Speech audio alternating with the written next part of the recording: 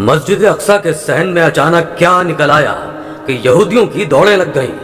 इस्राएली media ये video delete करवा रहा है, जल्दी से देख लीजिए। अस्सलामु अलैकुम नाज़रीन, मस्जिद अक्सा में बढ़ती हुई ज्यादती की वजह सामने आ गई। आखिर मस्जिद अक्सा के सहन ने बरसों पुराना दफन राज उगल दिया। ये देखकर फलस्तीनी मुसलमान सजदा रेज हो गए और इसराइलियों के होश उड़ गए। आखिर ऐसी क्या चीज मस्जिद अक्सा के सहन में नमूदार हुई? आसमान से फरिश्ता? ये हम सब जानते हैं कि इसराइलियों का मस्जिद अक्सा पर अचानक से हमला कर देना, वहां मौजूद निहत्ते फलस्तीनी मुसलमानों पर जारियत का मुजाहरा करने का असल मकसद क्या है? कौन सा ऐसा नापाक इरादा लिए इसराइली बार बार मस्जिद अक्सा पर हमलावर होते हैं? शायद बहुत से लोग इस बात से नावाकिफ हों, और आज हमारी ये वीडियो आप लोगों के सामने ऐसे चौंका देने वाले राज खोलने वाली है कि शायद आप में से बहुत से लोग ये बात ना जानते हो। हमारी वीडियो आखिर तक देखिएगा, क्योंकि इस वीडियो में ताबूत सकीना का एक ऐसा राज बताया जा रहा है जिसे सोशल मीडिया से डिलीट करवाया जा रहा है। इससे पहले कि हम ये वीडियो आगे बढ़ाएं, अगर आपने हमारा चैनल सब्सक्राइब नहीं किया तो इसे सब्सक्राइब कीजिए और बेल आइकॉन को क्लिक कीजिए ताकि हर नई आने वाली वीडियो से मुत्तला हो सके। जी तो दोस्तों, जैसा कि 5 रमजानुल मुबारक को इस्राएली फौजियों ने अचानक से मस्जिद अक्सा पर हमला किया और फलस्तीनियों पर जुल्म और जबर का पहाड़ तोड़ना शुरू कर दिया था, इसकी वजह सामने आ चुकी है। इसराइलियों का असल मकसद मस्जिद अक्सा को बार बार शहीद करने का इसराइलियों का मकसद क्या है? क्या वो लोग मस्जिद को शहीद करके हैकल सुलेमानी बनाना चाहते हैं, या फिर इसका मकसद ताबूत सकीना की खोज लगाना है? ऐसे बहुत से सवालात सोशल मीडिया पर गर्दिश कर रहे हैं, लेकिन जो वाकया मस्जिद अक्सा के सहन में मौजूदा हालात में पेश आया, उसे देखकर इसराइलियों के होश उड़ के रह गए हैं। इनके सीनों में दफन राज सामने आ चुका है। इसराइलियों ने फलस्तीनी मुसलमानों को मस्जिद अक्सा से बाहर निकालना शुरू कर दिया और मस्जिद अक्सा को खाली करने लगे। इनका मकसद मस्जिद अक्सा की खुदाई करना था, और ऐसी कोशिशें माजी में भी बहुत बार की जा चुकी हैं, लेकिन अल्लाह की बेआवाज लाठी उन पर ऐसी पड़ती रही कि ये अब तक अपने नापाक इरादे में कामयाब नहीं हो सके। इसी सिलसिले में जब इसराइलियों ने काफी मुसलमान फलस्तीनियों को मस्जिद से बाहर निकाल दिया, कुछ फलस्तीनी वहां से बाहर नहीं निकले। उनमें से एक अबुल हसन नामी बुजुर्ग भी था, जो ज्यादातर अल्लाह की इबादत में मशगूल रहता। वो इस वक्त मस्जिद के अंदर नमाज में मशगूल था। यहूदियों ने मस्जिद के सहन में खुदाई शुरू कर दी। इन इसराइलियों की असल तलाश ताबूत सकीना है, जिसे वो तलाश करना चाहते हैं। ताबूत सकीना क्या है और इस ताबूत में ऐसा क्या है जिसे यहूदी हासिल करना चाहते हैं, और आया क्या वाकई ही ताबूत सकीना मस्जिद अक्सा के अहाते में दफन है, और क्या खुदाई के दौरान इसराइली इस ताबूत तक पहुंच गए हैं? दोस्तों, कुछ फलस्तीनी अभी भी मस्जिद अक्सा में मौजूद थे।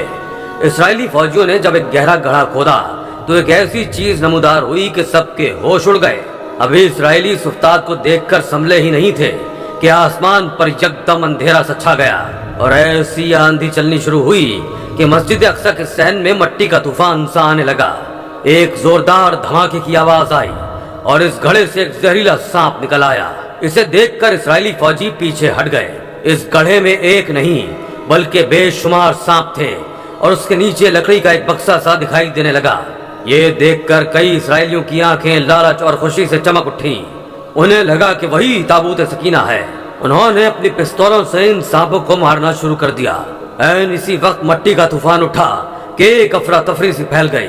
इसी दौरान आसमान पर एक सफेद घोड़ा दिखाई दिया, जो इस गड्ढे की जानिब तेजी से बढ़ा, और आसमान पर बिजली जोर से चमकी कि सबके दिल दहल गए। आधे घंटे बाद ये तूफान थम चुका था। मिट्टी इस घड़े में भर चुकी थी। आसमान बिल्कुल साफ हो चुका था। अब वहां न सांप थे और ना ही कोई चीज कि अचानक से अबुल हसन की आंख खुल गई। वो पसीने से शराबूर जाए नमाज पर ही सो रहा था। ये सारा मंजर इसने ख्वाब में देखा था, लेकिन उसे यूं लग रहा था कि शायद ख्वाब के जरिए ये कोई इशारा था जो उसे दिया गया।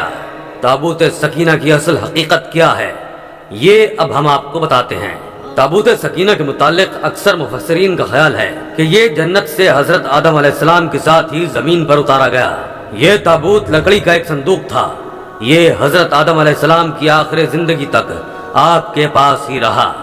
پھر بطور میراث یکے بعد دیگرے آپ کی اولاد کو ملتا رہا، یہاں تک کہ یہ حضرت یعقوب علیہ السلام کو ملا اور آپ کے بعد آپ کی اولاد بنی اسرائیل کے قبضے میں رہا۔ اور جب یہ صندوق حضرت موسیٰ علیہ السلام کو مل گیا تو آپ اس میں توریت اور اپنا خاص سامان رکھنے لگے۔ یہ بڑا ہی مقدس اور بابرکت صندوق تھا۔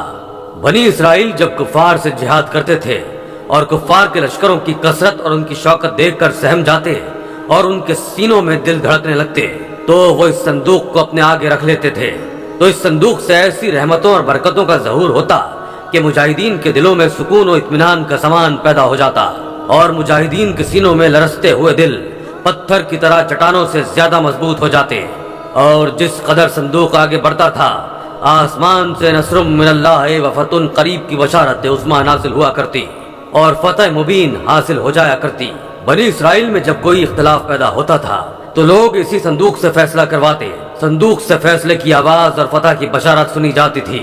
بنی اسرائیل اس صندوق کو اپنے آگے رکھ کر اور اس کو وسیلہ بنا کر دعائیں مانگتے تھے تو ان کی دعائیں مقبول ہوتی اور بلاؤں کی مصیبتیں اور وباؤں کی آفتیں ٹل جایا کرتی تھیں۔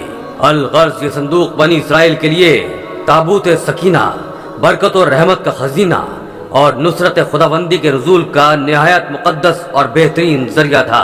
مگر جب بنی اسرائیل طرح طرح کے گناہوں میں ملوث ہو گئے اور ان لوگوں میں سرکشی اور عصیان کا دورہ ہو گیا تو ان کی بدعمالیوں کی نحوست سے ان پر خدا کا یہ غضب نازل ہو گیا کہ قوم عمالقہ کے کفار نے ایک لشکر جرار کے ساتھ ان لوگوں پر حملہ کر دیا۔ ان کافروں نے بنی اسرائیل کا قتل عام کر کے ان کی بستیوں کو تاراج کر ڈالا، عمارتوں کو توڑ پھوڑ کر سارے شہر کو تہس نہس کر ڈالا اور اسی متبرک صندوق کو بھی اٹھا کر لے گئے اور اس مقدس تبرک کو نجاستوں کے کوڑے خانے میں پھینک دیا۔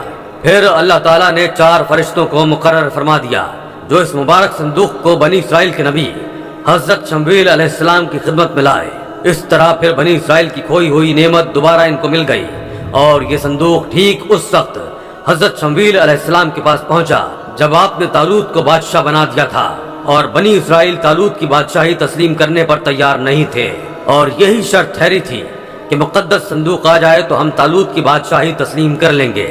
چنانچہ صندوق آ گیا اور بنی اسرائیل طالوت کی بادشاہی پر رضامند ہو گئے۔ قرآن مجید میں خداوند قدوس نے سورہ بقرہ میں اس مقدس صندوق کا تذکرہ فرماتے ہوئے ارشاد فرمایا اور ان سے ان کے نبی نے فرمایا، اس کی بادشاہی کی نشانی یہ ہے کہ آئے تمہارے پاس تابوت جس میں تمہارے رب کی طرف سے دلوں کا چین ہے اور کچھ بچی ہوئی چیزیں ہیں، معزز موسیٰ اور معزز ہارون کے ترکے کی، اٹھاتے لائیں گے اسے فرشتے۔ بے شک اس میں بڑی نشانی ہے تمہارے لیے اگر ایمان رکھتے ہو۔ سورہ بقرہ آیت نمبر 248۔ اس مقدس صندوق میں حضرت موسیٰ علیہ السلام کا عصا اور ان کی مقدس جوتیاں اور حضرت ہارون علیہ السلام کا امامہ، حضرت سلیمان علیہ السلام کی انگوٹھی، توریت کی تختیوں کے چند ٹکڑے، کچھ من و سلوہ، اس کے علاوہ انبیاء کرام علیہ السلام کی صورتوں کے حلیے وغیرہ سب سامان تھے۔ حضرت داؤد علیہ السلام کے زمانے تک اس تابوت کو رکھنے کے لیے کوئی خاص انتظام نہیں تھا اور اس کے لیے پڑاؤ کی جگہ پر ایک الگ خیمہ لگا دیا جاتا تھا۔ حضرت داؤد علیہ السلام نے اللہ کے حکم سے اللہ کا گھر بنانا شروع کیا جو عین اس مقام پر ہے جہاں آج مسجد اقصی موجود ہے، لیکن یہ عالیشان گھر آپ کے بیٹے حضرت سلیمان علیہ السلام کے عہد میں مکمل ہوا اور اس کو یہودی ہیکل سلیمانی کے نام سے پکارتے ہیں۔ اس گھر کی تعمیر کے بعد تابوت سکینہ کو یہاں پورے احترام کے ساتھ رکھ دیا گیا اور اس طرح یہ مقام یہودیوں کا مقدس ترین مقام بن گیا۔